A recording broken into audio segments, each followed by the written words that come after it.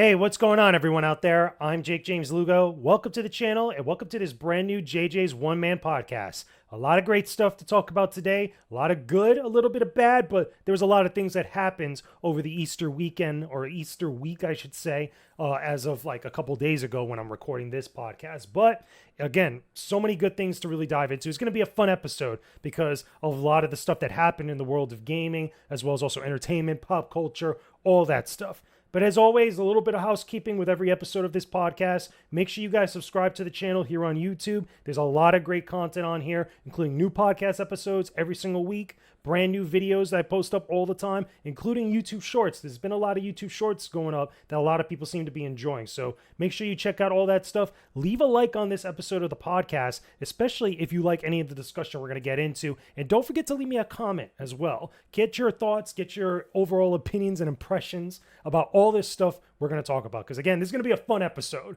Okay. And the first things first we're going to dive into, which I think is going to be really fun.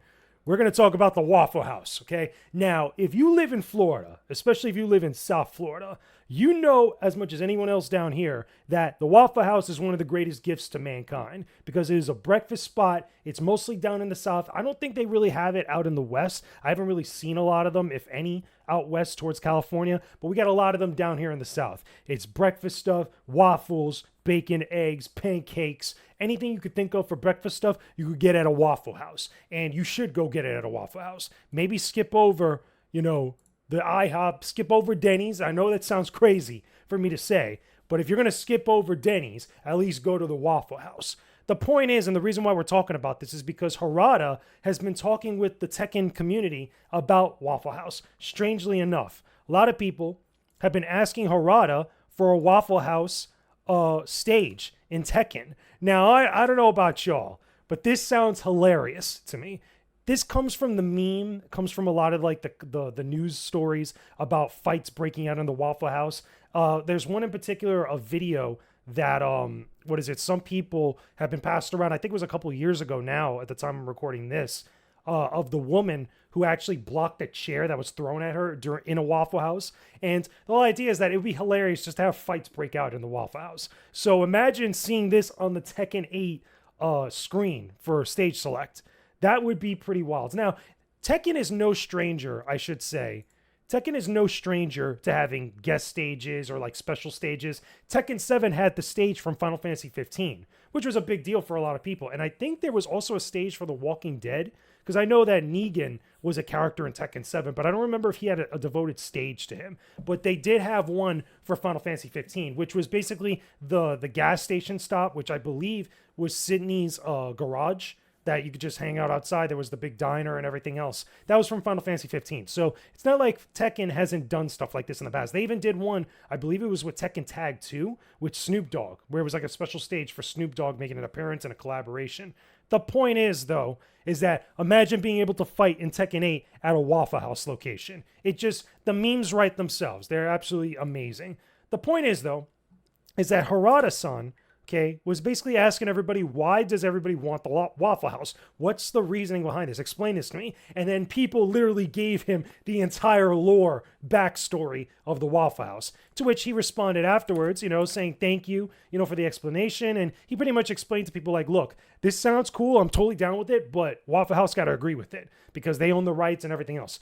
My big thing, and I need to make this in the self-camera as clear as you can. Waffle House. If you see so many people that are coming out for this, that are bringing this up, why aren't you on the phone with Katsuhiro Harada right now? Like, seriously, why aren't you on the phone with him right now, B? Seriously, we need this. We need this collaboration because Harada seems like he's down to do this. And I think it's great. Just the idea that we live in a world where we could actually get a fighting game stage where we could fight at a Waffle House is utterly hilarious. But it's also fun at the same time. Like, these are the types of news stories that I like to see because as stupid as this might be for some people, it's still a fun story. Just look at this. Look at this. You're in a Waffle House just looking at this. Fighting on a stage. Look, this is Tekken 8 stage. Okay? That would be so hilarious if we could do that. And if it works, if it actually does happen, I could totally see other fast food joints and fast food chains getting involved in gaming somehow with some sort of collaboration whether it's a stage, whether it's a character, whether it's background items in certain stages. I'm telling you, this could work. This could totally work. And I feel like if Harada could pull this off and the Waffle House could get it together and actually make this happen, I think a lot of people would be very happy. But those are my thoughts about Tekken and the Waffle House. Do you want a Tekken stage in the, do you want a Waffle House stage in Tekken 8? You see, I'm all tongue twisted because it's the Waffle House. Just thinking about it, it's like, ugh. And I just had breakfast too. I feel like I want to go to a Waffle House and have breakfast now.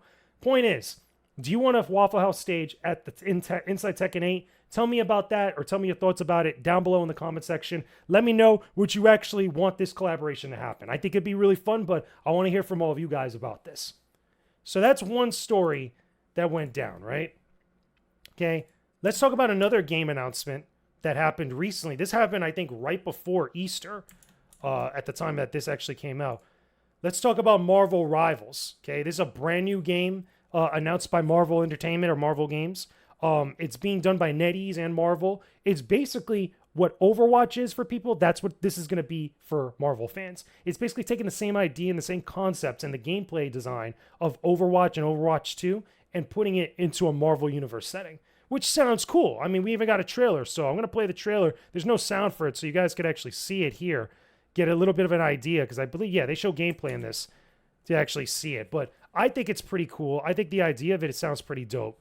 Just, again, being able to play with some of your favorite Marvel heroes, being able to fight 6v6 against people in game types, I think that's pretty cool. And as you can tell, just looking at it offhand, with some of the basic gameplay, it looks very much similar to Overwatch. Even the stage that they're fighting in, which I believe is Asgard, because at least it looks like Asgard, you know, with all the different characters.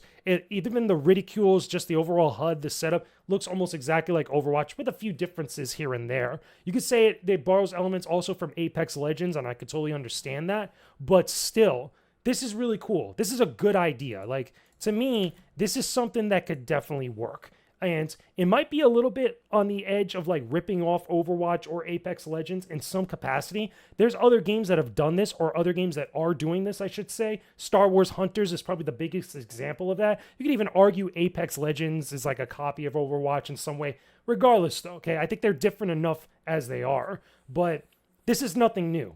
And if you're going to do something like this and you're going to put a Marvel coat of paint on it, I feel like if you design this well and it actually feels good to play, a lot of Marvel fans will jump in on this. And you can get a lot of players that love Overwatch, or at least that style of game of like the hero shooter, could jump in on this as well. Because again, look at it. I think this is really good. I think this could actually be a lot of fun, depending on the game types. I mean, I could totally see Team Deathmatch. I could totally see Capture the Flag happening. Maybe like a payload or escort mission type of style of thing, you know, involving stuff that's more Marvel-oriented. I mean, look, we got a bunch of characters, which is nice. We got Rocket Raccoon, Groot, Iron Man, Doctor Strange. There's a couple other Marvel original characters there. There goes one right there. I think that either that was the Wasp or somebody else.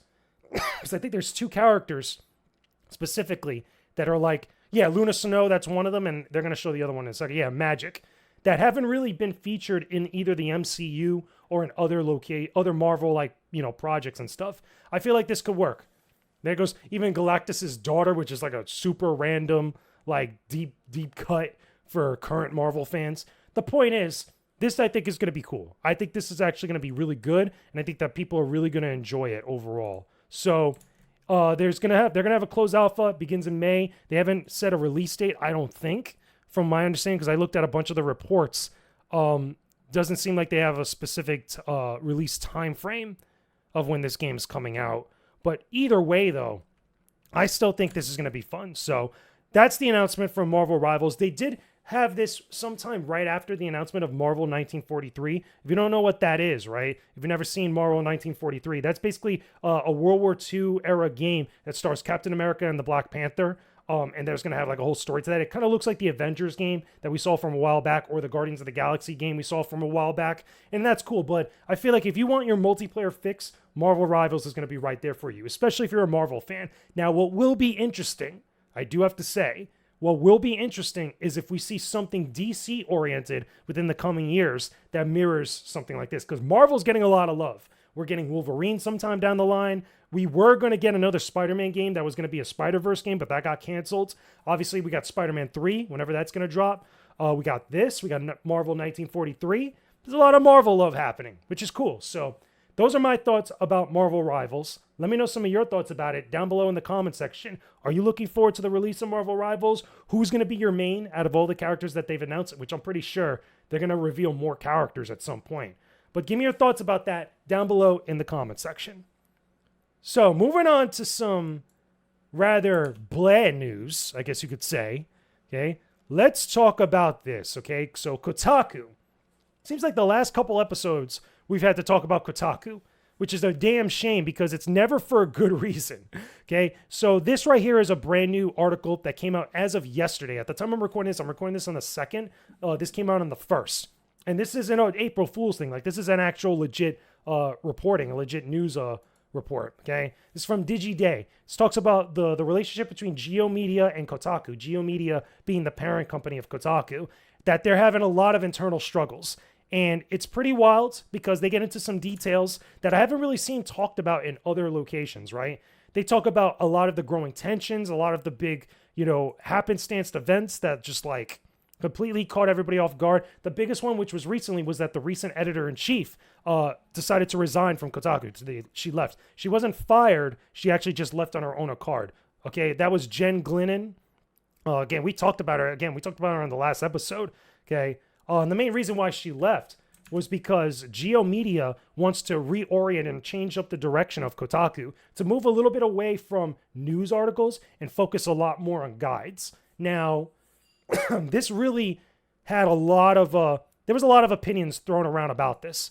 And the reason being is because there's a lot of journalists that, again, know Kotaku, have worked with Kotaku, have had different opinions about it. I feel like when we've talked about it here on this podcast, the biggest problems that Kotaku has been facing over the last couple of years, if not longer, was that they have a very, very bad image problem. It's not necessarily a problem with the content. It's a problem with the image, the perception of Kotaku. A lot of people, a lot of consumers, a lot of active readers, gamers that play different games and follow different things in the industry do not like Kotaku.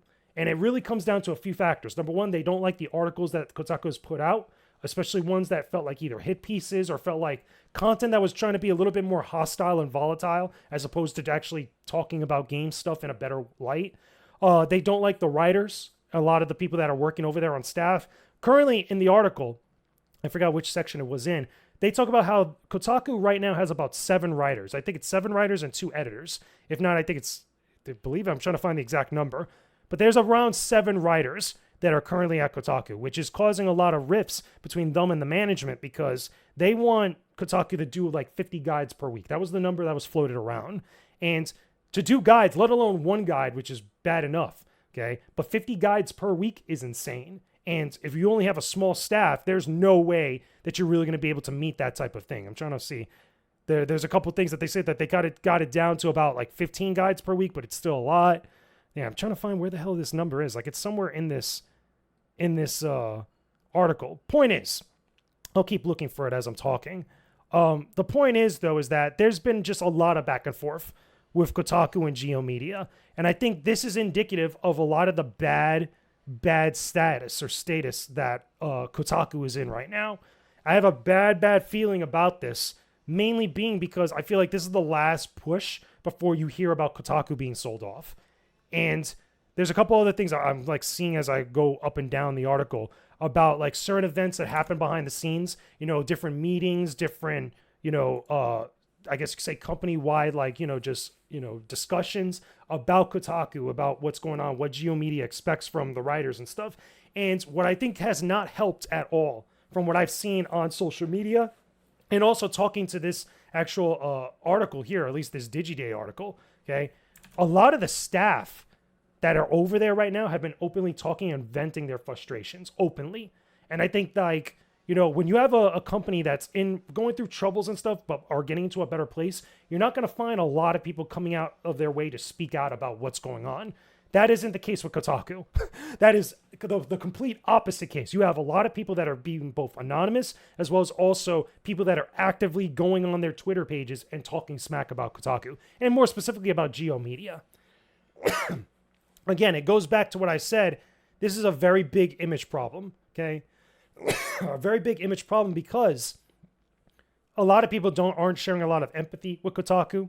A lot of people aren't sharing a lot of understanding or care for much of the stuff that's going on with them.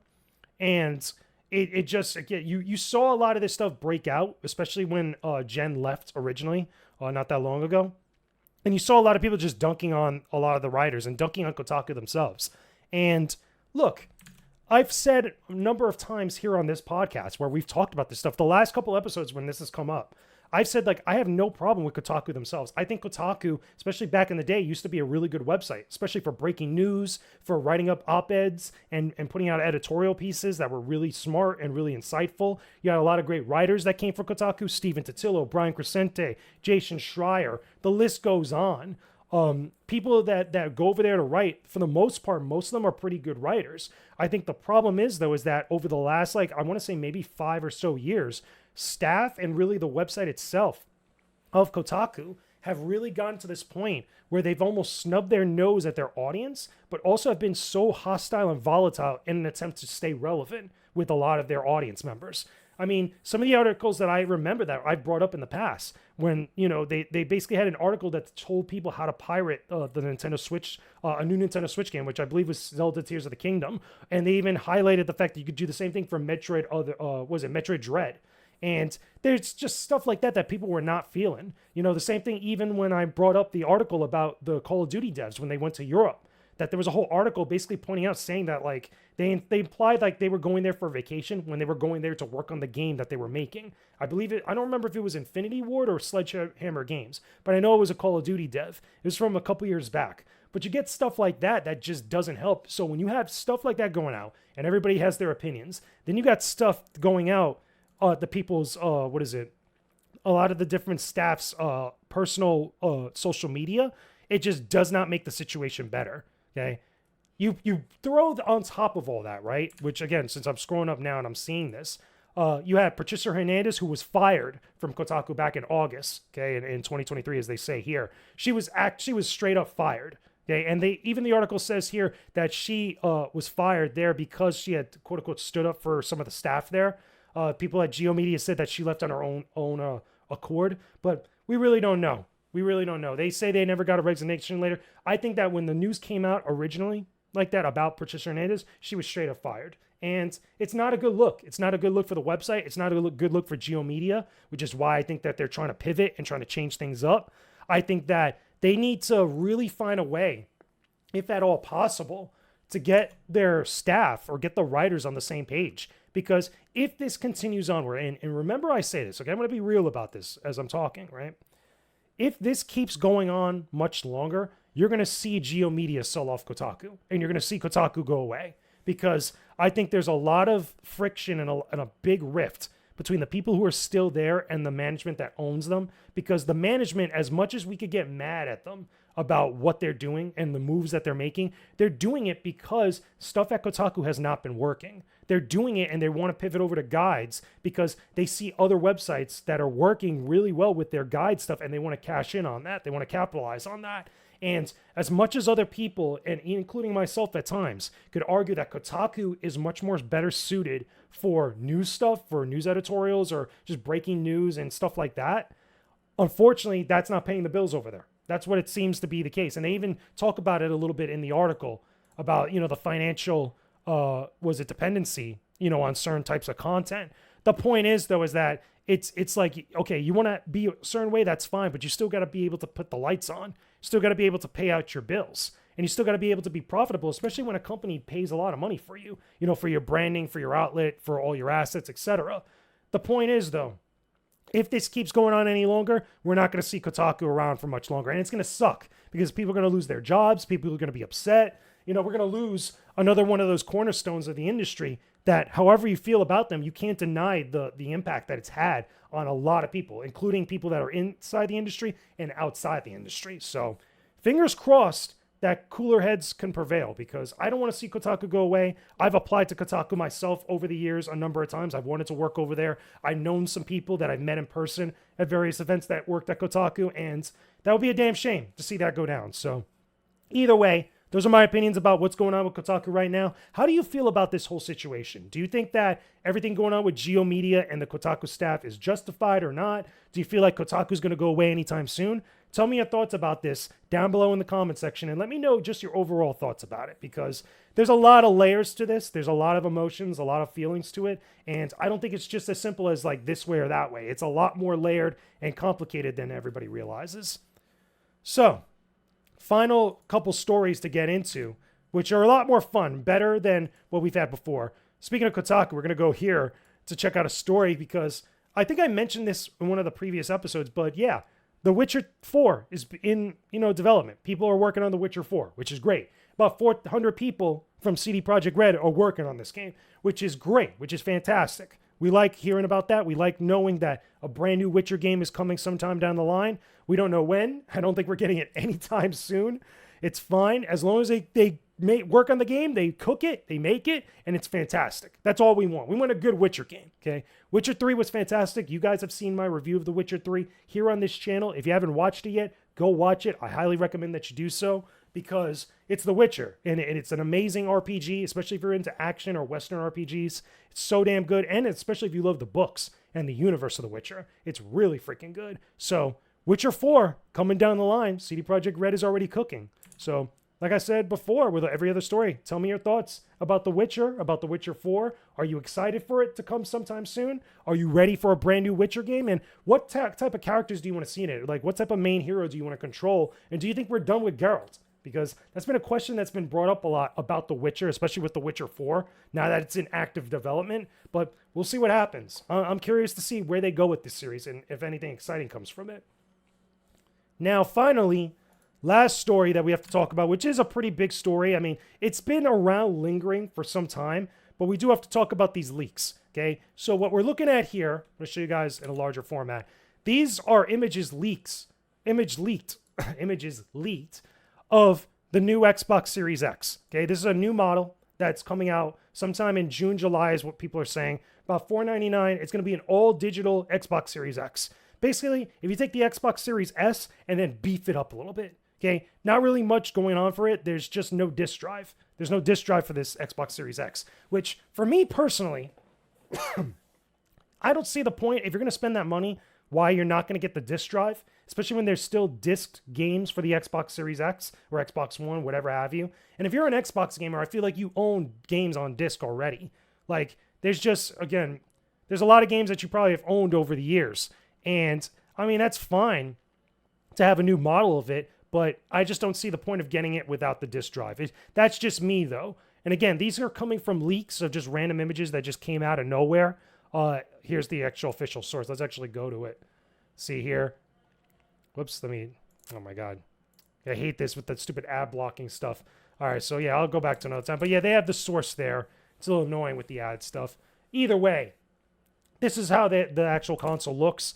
I mean, it's fine. It's just a white version of the Xbox Series X. And that's cool, I guess. If you're a big technology guy, if you like Xbox, if you haven't gotten an Xbox Series X just yet, this could be an option for you. But I still say that if you want the true experience of the Xbox Series X, because this model doesn't have anything much more different in the guts department, like as far as the insides of it, any more different than what the original Xbox Series X has. So you're better off maybe spending a little bit of extra money and getting the one with the disc drive, because I feel like that's just a better option. Because if you have Xbox games, more than likely you got Xbox games on disc already, and you want to be able to use them because you could put those games in and have them backwards compatible. So it works out like that. So anyway, those are my thoughts about the new Xbox Series X.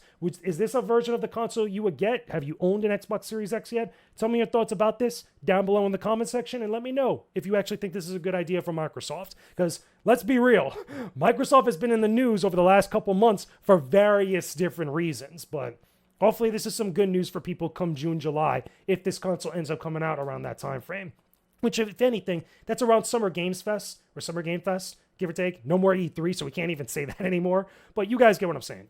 So, anyway, that's my thoughts on everything. And that's all the topics I got for this episode of the podcast. It was a good podcast. A lot of fun stuff. A little bit of meh, but a lot of good stuff overall. And I hope you guys enjoyed the discussion. Just put it down below in the comment section any of your thoughts about any of the topics we discussed here. If you guys want to see all the stuff revolving the Waffle House, everything going on with Marvel Rivals, Kotaku, this Xbox Series X console, The Witcher 4, a lot of fun stuff overall. So That being said, a little bit more housekeeping. Make sure you guys subscribe to the channel if you haven't already done so. Leave a like on this video and this episode of the podcast. Comment down below, like I said already a few times. And also, don't forget to follow me on social media. If you haven't already done so, make sure you go follow me on Twitter at JakeJamesLugo. Make sure you follow me on TikTok. Every single day, I'm uploading brand new videos on TikTok at JakeJamesLugo. If you want more gaming content, a lot more quicker short-form gaming content, you can find it over there as well. I even upload some of that stuff over here on YouTube Shorts, but there's a lot of exclusive content over on my TikTok. Don't forget to also follow me on Instagram at JakeJamesLugo and follow me on Threads as well at JakeJamesLugo. I'm literally everywhere talking about games, movies, pop culture, all that stuff. If you guys like that type of content, you definitely need to show some love and go check me out on all those places. That being said, I will talk to all of you guys again real soon. Hope you enjoyed the podcast. Peace out and stay epic, everybody. This channel is sponsored by Flynn's Arcade and More, located in Margate, Florida. Flynn's is one of the premier spots for gaming fans in South Florida. They have a variety of arcade games on cabinet for you to play throughout the week, including all of your beloved classics. You could also play a ton of new and current console games too, on PlayStation, Xbox, and Nintendo consoles. Grab a snack or drink and enjoy the best gaming experience you'll find. Visit during one of their many big events to connect with the gaming community in South Florida.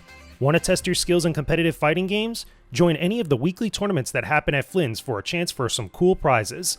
And if you're into tabletop gaming or model kit building, there's a bunch of events there for you too. Swing by Flynn's Arcade and More, located in Margate Boulevard in Margate, Florida. You won't find a better spot than Flynn's.